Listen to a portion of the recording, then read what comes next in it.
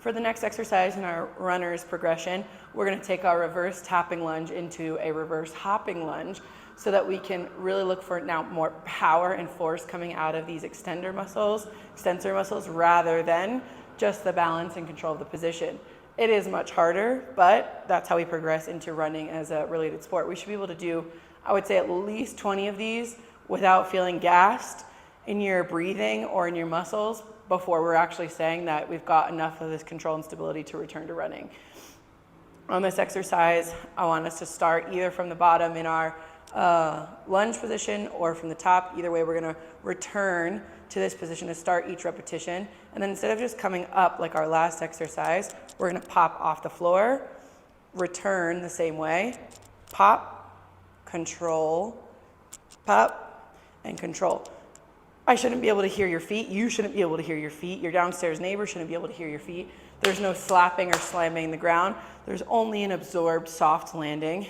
That's letting our muscles absorb the workload for us. Think about if I tossed you a raw egg and you caught it on a flat palm. It's an example I always give people.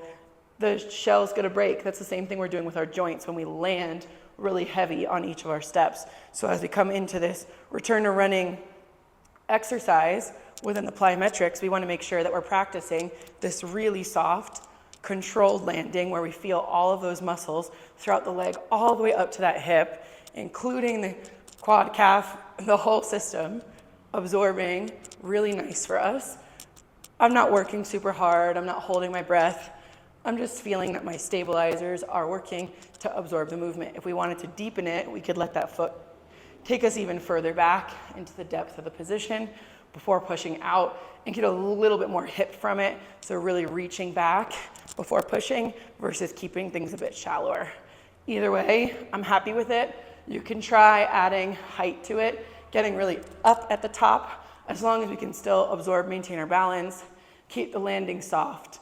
You'll notice I've done all these exercises barefoot. I recommend it if possible. If you're in a gym setting, at least try to take your earphones out so you can hear your landing on the floor. Make sure it's not different one side to the other. Make sure that you're not overly relying on Hokas or some other form of maximalist shoe to do the absorption work for you.